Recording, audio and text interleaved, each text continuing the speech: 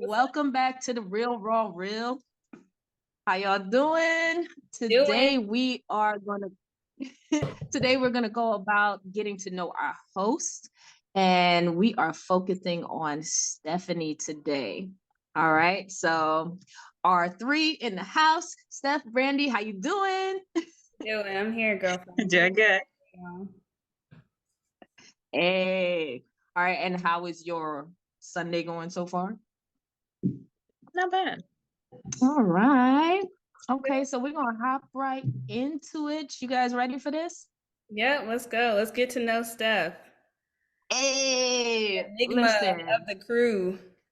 And the silent storm, I'd like to say, because when she hop up on that stage, it's a storm that we're not ready for, but you don't know that it's coming. Yeah, she definitely is one of those that, what is the saying? Like, prep or, prepare in silence or something like that. And then they show up and it's like, oh, hey, Oh, girl. hello. Right. The I silence. love it. I love it.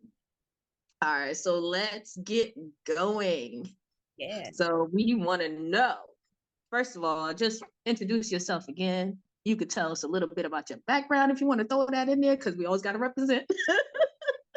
And then let us know how long you've been competing. So my name's Stephanie, and my IG handler is GTGal6. And She's throwing the IG handle in there, and she's throwing Right. I said. and I am from Guyana. Um, been in America a long time, so I have my citizenship and all that good stuff. I have been competing since 2019. My first show was in Virginia in April, and it's going to be a show I never forget. Oh, yeah? Why is that? Well, I'm not really the type of person that likes to wear heels, or at least I wasn't, I should say, in the past. I'm still iffy, but way more comfortable than I used to be. So that and the two-piece bikini was a really hard thing for me for show. Really hard, but we got it done, and here we are several years later. Okay. Still wearing that two-piece bikini and rocking Yes. them And killing it on the smooth posing in the too. heel. Yes. Well, thank you. Oh my gosh. Yeah, girl. All right. So you've been So competing since 2019, Mhm. right? But like how did you even get into it? How did you find out competing was even a thing or that you were even interested in trying? So that's funny.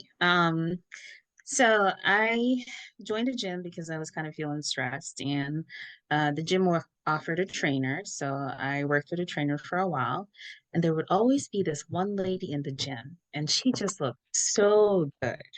And I would always comment, and he would always hear me. He'd say, you should go say hi to her. I'm like, no, that's okay. Um, then we went from single training to group training. Then one day we had just finished group training and she was walking by and he went over and he talked to her and he was like, hey, I want you to meet somebody. We've been talking to her about competing because a lot of the trainers that I worked with said I should compete, but I didn't really think it was for me. I didn't know anything about competing. And he introduced me to her. And my grandma had just passed away. Her name was Patricia. And the lady, we started talking and she said, my name's Patricia. And I was like, oh, okay. Maybe Okay. it's a sign. We are sign people, yeah. So we started talking, and she was like, if you like, you can try and work out with me and see how you like it. So I was like, okay. So I tried, I survived. And in the process of surviving, she's like, because she's a competitor and her husband's a competitor. They both go to the same gym. And she and her husband's like, we really think you should consider competing.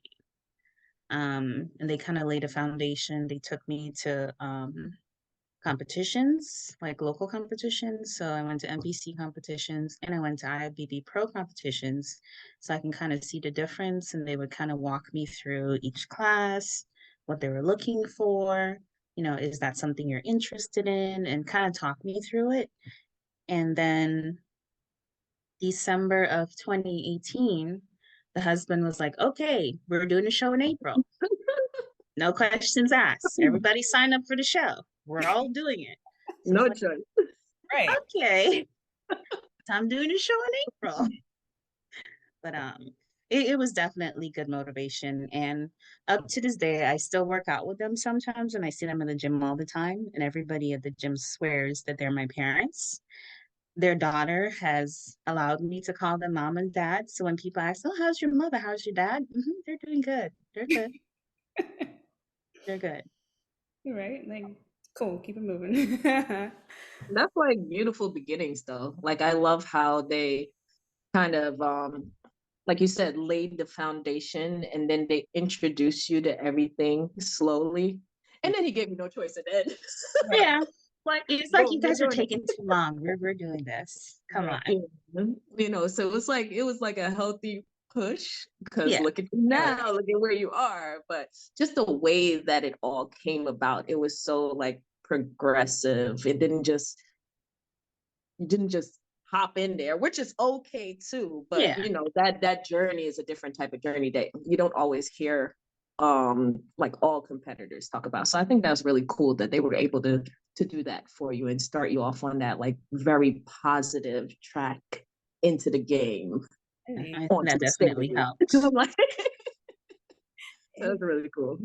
Yeah. so when Yeah. they told So you about you should compete, what were they thinking you should compete in? Or did you already, once you started looking at the shows and going to the shows, did you have an idea in mind? Because if I understand correctly, you were not an athlete prior to competing, right? Right. I didn't, well, they didn't really have anything in mind necessarily. They wanted me to seat the different class so I can personally pick like which category do you feel more comfortable in? Mm. Um, which one can you see yourself, okay, I have to do this to get on stage, but when I get off stage, I have to still live in that same body. Are you gonna still appreciate how you look off stage, or it's gonna be one of those where you're like, I don't like the way I look. I like it for stage, but not for everyday life sort of thing. So that's kind of what they kind of stuck in my head. Okay.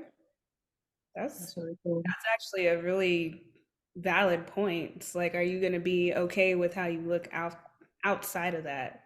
Because I love a wellness body, love it. I don't know if I would want to deal with fitting my quads and pants every single day, though. Mhm. That's definitely fun.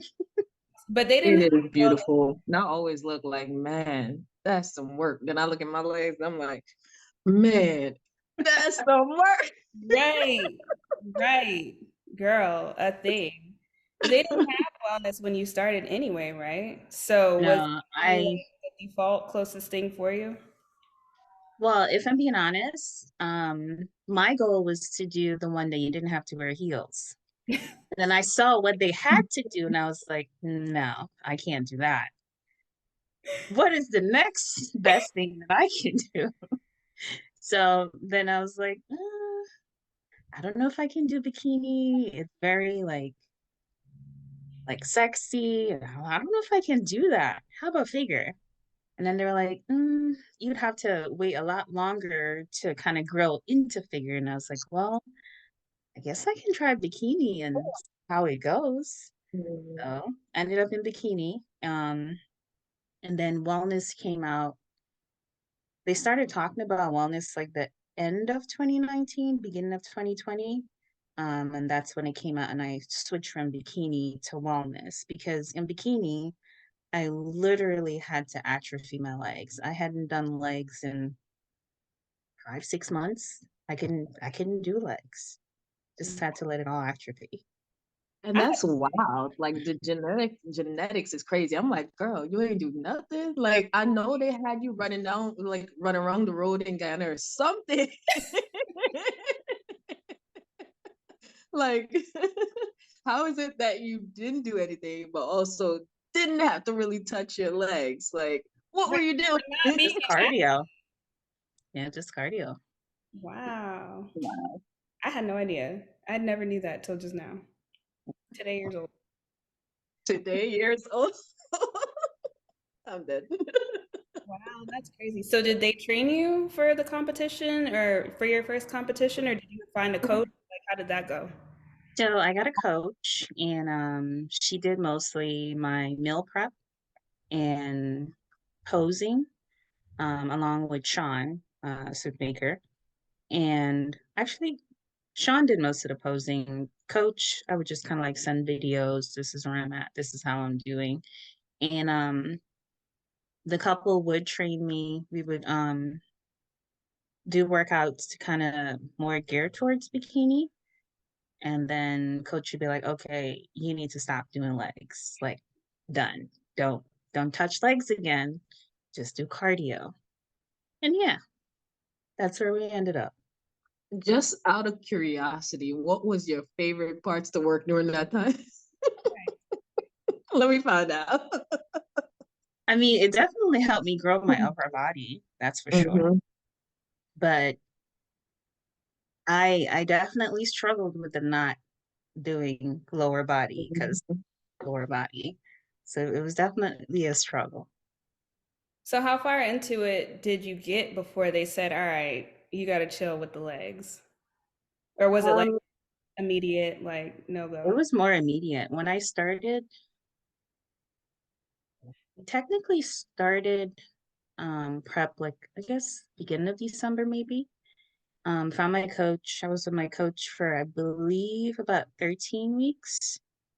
Um, and like in the first couple of weeks, she was like, whatever you're doing for lower body, you need to stop.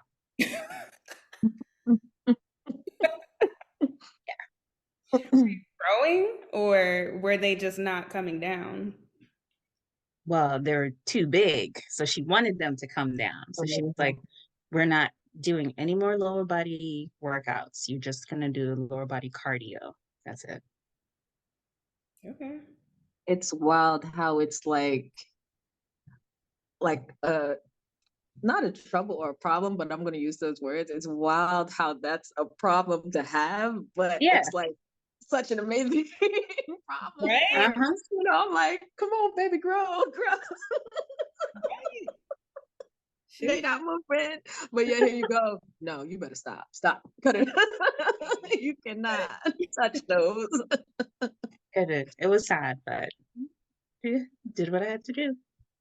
How Yeah. long? I'm sorry, I don't know if you mentioned it prior, but like, how long were you like training prior to deciding to compete? Because I'm just thinking about the massive So leg day. we started, I think 2017 is when I really got into working out. Um, and then I met her. No, actually, it might have been 2016. 2017 was when I met her. And then we started working out for like a good solid year for kind of like a foundation.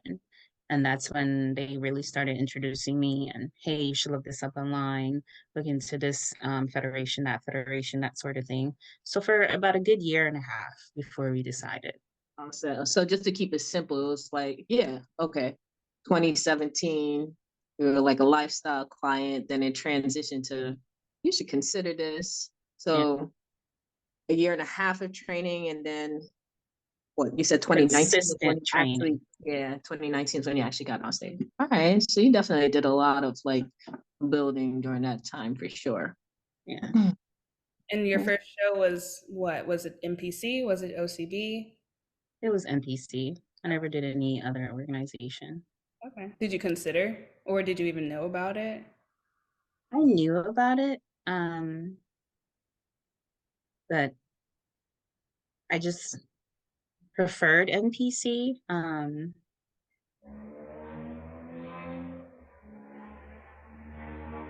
But I knew about the other organizations. I guess I didn't know anybody that was in it, so I couldn't like get feedback from them to see like what it's like before I considered. I Got only knew people in the NPC. Okay. Okay. That's fair. Okay. And then so you went from not knowing anything about competing to jumping in, getting your feet wet with bikini in the heels and bikini. Yep. For And, my first show, I had a set goal. mhm. I had a plan A and a plan B. Okay. Plan A was to make it across that stage in those heels. Plan B was if I couldn't and I fell, was to lay there like I pass out and don't move. Have them take me off of that stage. I was never gonna get on it again. That would have been the end. Very Come Those are lift my me up and carry plans. me off. Plan A works. I didn't have to worry about plan I was B. gonna say, I guess the first plan worked. You made it across because Right. It was already set in my head. I was like, if you go down, just stay there. Don't even move. Yep. Those are my I plans. can't imagine what that would have looked like. right. I mean, thankfully, it did not happen.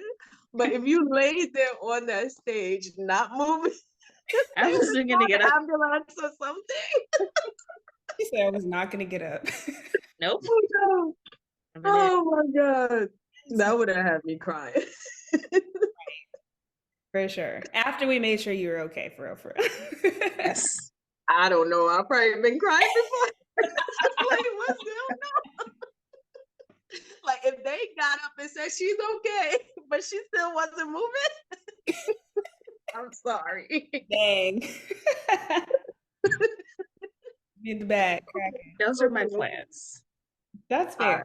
Very valid. I think a very valid concern because that was mine when I first considered competing. I was like, don't want to walk in heels on stage in front of everybody. I already walk like a baby giraffe anyway, so that's a very real like concern. Am I gonna make it across the stage? Like I'm sure everything many, else. many people have that thought Right, still to this day. right. But you made it across the stage, right? And so then what were your thoughts after everything was all said and done for a show? After the first show, it was excited. I was like, oh, I actually did it. I survived. I totally blanked out when I was on stage. I don't know what happened, but got on the stage when I was supposed to. When they called my number, I remembered my number. I did what I was supposed to, and I came off. I think I might So, actually do it again. That's fair. how many shows have you competed in since, if you can Uh, recall? I did 5 for bikini. I was actually gonna do 4, but the last show I ended up doing last minute because I found out about it my 4th show. They were doing a show. They were giving some of the proceeds to breast cancer, and my grandma had recently passed away with breast cancer. So I was like, oh, that'd be a good show to do to kind of like give back. So I did that one. It's my last show. And then I did 3 in 2020, 1 in 2021, and I did 3 in 2022. I don't know how much that is. You know, I wasn't counting. 313, so 7. Did I get it right? So 5, 3, Oh, 5. I missed the 5. yeah, 5, 3, 1, and 3. 13. Mm-hmm. Wait, 5, you 3, get 13? 1 is 9. 3 more. I got 12. I think it's 12. I don't do Yeah. public math in real life. Okay. All right, all right. Here. So what She about gave you an extra one for the one coming up. huh? I said you gave her extra one for the one coming up. One coming up, yeah, for this year. Planning ahead, manifesting, all that good stuff. Yeah, there we go. That So big one. wellness, right? Mhm. Was that a no-brainer for you? I think it was. Because I like the physique. Again, I have no issues with wearing that physique off stage, off season. I might have to switch up my clothes a little bit, but yeah. Okay, fair enough. We see it. That physique look good, y'all. Can do. Can do.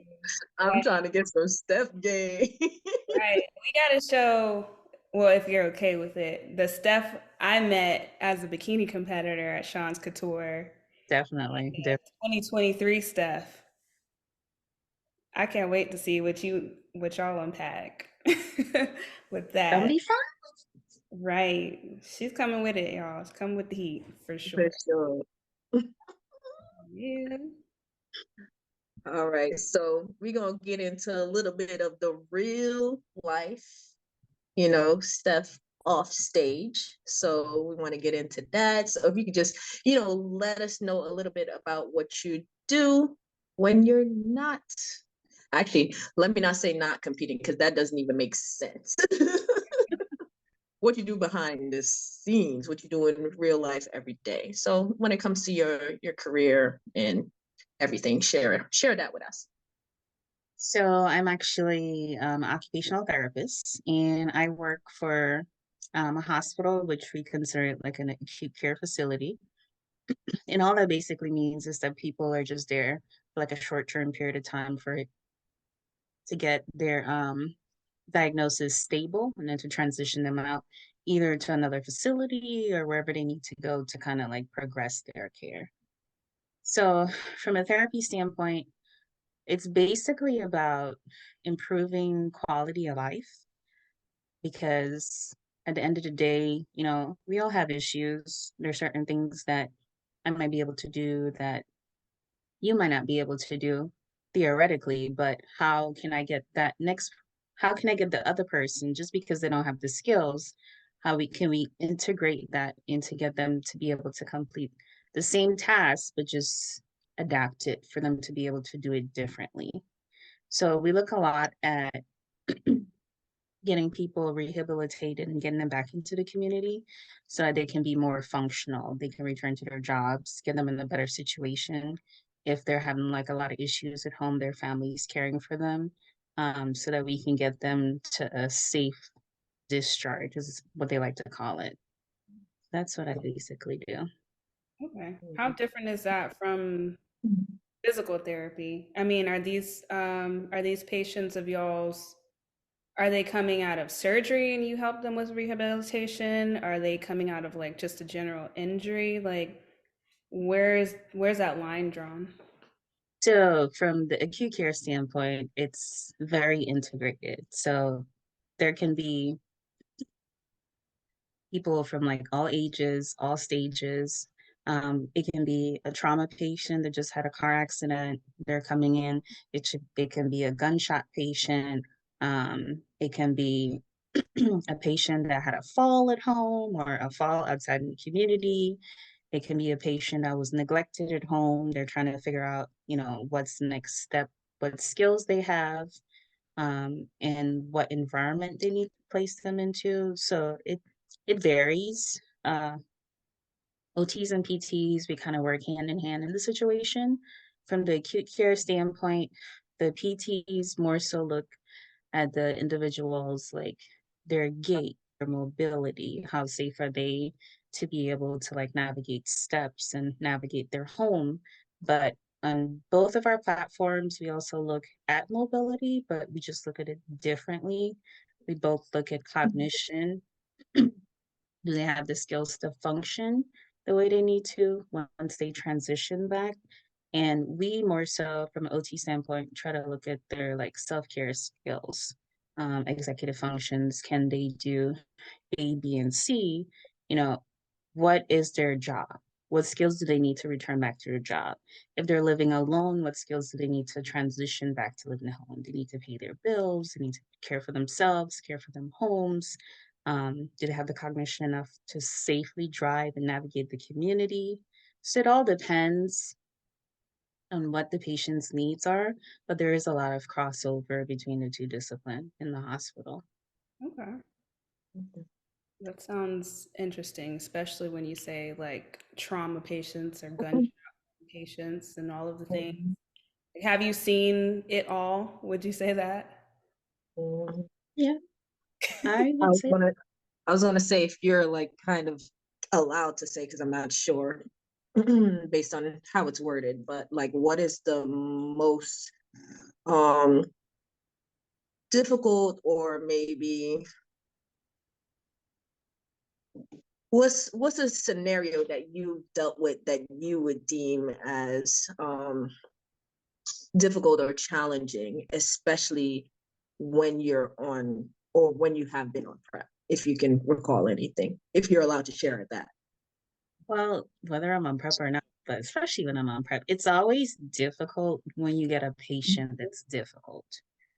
So when you're reading a patient's chart and you hear, oh, this patient has orders for therapy, occupational and physical therapy, and then you see written in the notes, the patient attacked a nurse, got the nurse up from where she was and got her into his bed and got on top of her. And you're like, well, what am I supposed to do? Because clearly they're functional. And now you're telling me the patient doesn't like women. I'm a woman. Now I have to go evaluate this patient. Is this really necessary? Or you have some of the patients, they're attacking the staff members. Oh, well, you can go see them. Yeah, but they're detoxing. Mm. They clearly are having tremors. They're having, all kinds of visions and stuff like that. So you basically have to be on higher alert to basically deal with these patients, because you don't necessarily want to trigger them because it's going to make things difficult for you.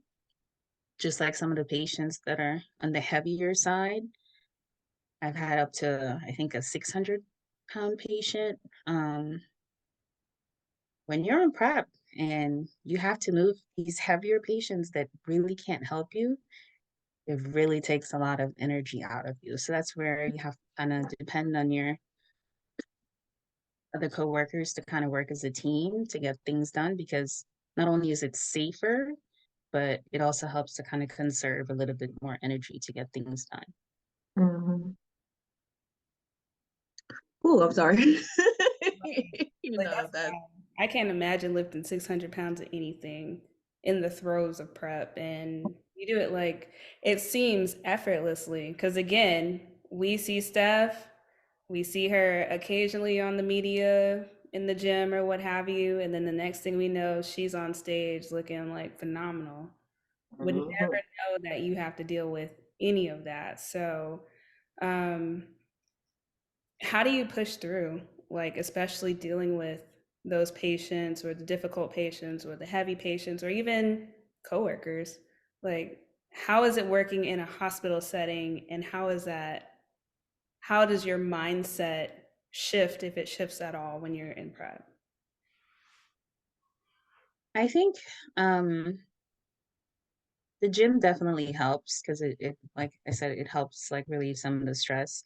But when in prep, the energy sometimes is so low. When I'm not on prep, it's a little bit easier if I have some of those bigger patients. Um, in a safe aspect, I can manage them because I'll going to see a lot of them and I'll get oh, little girl, you need to go find a man to come help you. No, we're going to do this together. We're going to discuss what we're going to do, how we're going to do it, and we're going to do it. And then they do it and they're like, oh my gosh, you're really strong. Yep, so are you. Let's go. But I think especially since COVID happened, definitely created like a better bond between myself and my staff members because we're all having a lot of issues. Um, and it's a little bit easier to kind of like reach out for help now to say, hey, I have this patient, this is what they're doing. We have them together. Can we kind of like schedule a time where we can go see them? Or if you're busy, there's a tech. I'll talk to him, see if he can come help me, and we'll get it done. Because the nurses and the CNAs, they're not always available. They don't always have time. They don't always answer their phone. So sometimes you just got to do the best with what you have. And if I don't have any help, I do what I can in the bed from a safe standpoint. And then the next time I progress the patient, however is appropriate. Mhm.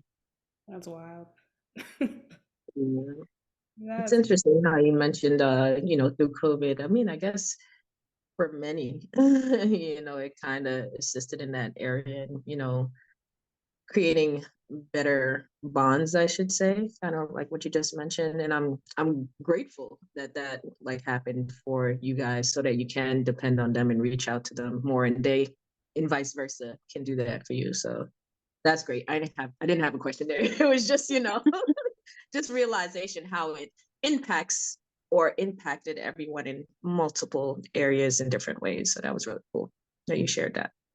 Yeah. Yeah. do you ever want to like Um, patient? I mean, we know how we get in prep. Short patient, short everything. Do you ever just want to snap? I know you can't, but So for those patients, and we do have them all the time, and prep or not. Mhm. So there's always a safe way to do something. And a lot of times when we see a patient doing something unsafe, such as like hand placement and technique, we'll try to educate them. And you'll get those, oh, well, this is what I do all my life. Don't tell me what to do. Okay, well, then let's see what you got. And then they can't do it. Okay, so now that you can't, we're going to do what we just discussed. This is what you do. This is how you do it. Try it and let's see if it works. And it works. Oh, that was pretty cool. That actually worked. Yeah. You just need to be willing to try. So I do less arguing when I'm in prep. I just try to kind of stay because again, you don't have a lot of energy and yeah, you kind of do get short sometimes, but it's just to kind of take a step back. Okay, I understand you're sick. You might be in a difficult place. Let me try to work with you and, maybe we can come up with a compromise to get things done safely.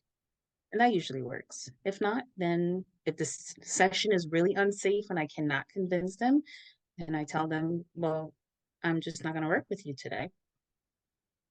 Because if you fall or something happens, it's not going to make things any better for you. right. Mhm. Wow. That was awesome. That's I can't imagine. I cannot imagine. That's cool. Yeah. So that speaking of patience, that I guess in one aspect you said you're kind of shorter with them in terms of you don't argue when you're on prep, but would you say that kind of led into even when you're off of prep, like you did it help you develop even more patience in that way and how you speak to them? Yeah, it just helped to, because sometimes there are those patients where they argue with you the whole time, um, and they're not willing to try, and you spend that time trying to educate and encourage, but it doesn't work. So Mhm. now it's like, okay, I'm going to give you a set amount of time. If it doesn't work within that period of time, I'm going to terminate the session because it's not going anywhere. You're not Mhm. cooperating. I can't get you to do what you need to do safely. So then we're going to move on. Mhm. So yeah, it's definitely helped with that. Nice. Very In what other areas did being a competitor like impact your life or improve your life? I think it helped to improve me personally, my posture. Um, because I always felt, and I guess in a sense, I had more like a what they call a kyphotic, more like a crouch posture. But because of the heels and, the back pose and the being upright for all the posting and stuff like that, I definitely think it helped with that. It definitely helped me feel more comfortable wearing heels. I can Mhm. say that. So that's definitely helped too. It's definitely helped kind of go back to what you just said, a little bit more of like assertiveness, more confidence. It's helped in those areas as well too. So it's helped in many different things, a little bit here, a little bit there. Sometimes things I don't even think about. Yeah. And it's interesting that the first thing you mentioned was posture, and in your field, obviously, in some cases, you're lifting people, and that can definitely be a load on your posture. So that's great that it helped in that area too, especially. Yeah, for sure. Do you wear heels now outside of competing? Ooh. Depends on where I'm going. Okay. If I can get away with flats, I do. But if I go to like a party or a wedding or something, I don't mind wearing the heels as much anymore. Okay. Fair. Yeah. That's Fair. cute. Right? Come Like on. I don't mind. Right. I throw on my pumps. Every now and then. That's cool. That is so awesome. I feel like I lost my train of thought just now. You got That's okay. Is there anything else in general like you would like to share with anyone else in regards to, competition life and work-life balance overall, or just one or the other? Anything. Throwing you on the spot. Hey, It's throwing you a on it's a struggle, and there are some times where I think, okay, I have a technique down, and something happens, and it's like, okay, that technique isn't working. I need to do something else. So it's always about trying to adapt and trying to find like what best works for you in that period of time. Because you might have did something 4 or 5 weeks ago, and then this week it's just not really cutting it. So you have to find another way to kind of manage and make things happen. Yeah, that really was good because it can go towards anything. yeah, for sure. Oh, Because that I made felt like, oh, my whole life. this, this technique's not working. Let me try something else. that's a mantra. This Right. technique is not working. I might Try take it, something yeah. else. Wait, try something else. I like Oh that. my God. Yeah. Is there anything that you utilize just to keep you grounded between the type of work that you do and competition? Like, how do you decompress? Naps. I love naps. Yo. Not a I beat. take naps in my car. I don't care if it's 100 degrees. If I'm tired before I go to the gym, I will take a nap in my car before I get there, just so I have enough energy to do what I need to do. Oh my God. It was multiple times that I called you and you're like, yeah, I was just taking a nap. Or yeah, I'm That's taking right. a nap before I go into the gym. And I'm like, naps. I should have known that answer. Yes, I love naps. Fair enough. Fair enough. That's awesome. Cool. So final question of the day. Unless you have more. You got more, Yolanda? No, I'm ready for that one. Final question of the day. What was or has been the realest or rawest moment or emotion that you've experienced during your competition journey? So, whether that's work or prep or whatever, give us the real, raw, real. So for my second competition, um, my gym parents, they were at my first competition, they were at the second one too. And after the first competition, gym mom had said, you need to work on your smile. And I was like, okay. I mean, I was too much like fixated, I guess, in I don't want to say in horror. Um, Terrified, like to be on the stage. So I was really thinking about smiling. And I remember on the second time I went and I competed, and she stood in the corner, and I guess I wasn't smiling. And she's like, girl, you better smile. And I was like, okay, I guess I need to smile. So tried my best. And now I always, every time I get on stage, it's like always in the back of my head, her saying that. Girl, you better smile. We need to Oh, have up now our we got And that she in our was arsenal. loud with it too. and you heard her. Oh yeah, everybody heard her. That's funny. Love it. Love it. Nice. Okay, so I lied. So one more question. Ooh. What's the realest piece of advice you can give any competitor, whether they're in the throes of prep, whether they're brand new to the journey? What advice would you give? Um, my advice would be basically you're gonna see a lot of things online. A lot of people. I know when I started, one of my things were, I used to see people work out online, and I'm like, am I the only one that sweats? Because I'm not seeing not a drip on anybody. I'm like, is this normal? Because I'd be dripping wet. I look like I peed myself. I mean, do people do that? And then I start to find like other people that, okay, this is actually what really happens. You know, when you work out, it's not just a clip of, hey, I just did this one workout and I'm posting it. I think the thing to keep in mind is that everybody's different. Um, your journey is not going to be like the other person. You're going to have things that you're going to have to experience that they never did. Um, they're going to do things that you might never be able to do, but it doesn't mean that you're not going to be successful. You just basically have to find your own path, and it takes time. No, that's real. Love it. Yeah. That is Indeed. well. All Thank right, you y'all. for letting us get to know you more, or letting our listeners get to know you more, because you are the enigma, or did you say quiet storm? Quiet storm. Storm. So now we know a little bit more about Steph. Is there anything that you're currently working on? Anything, anybody that you're working with that you want to shout out, promote, any codes you have?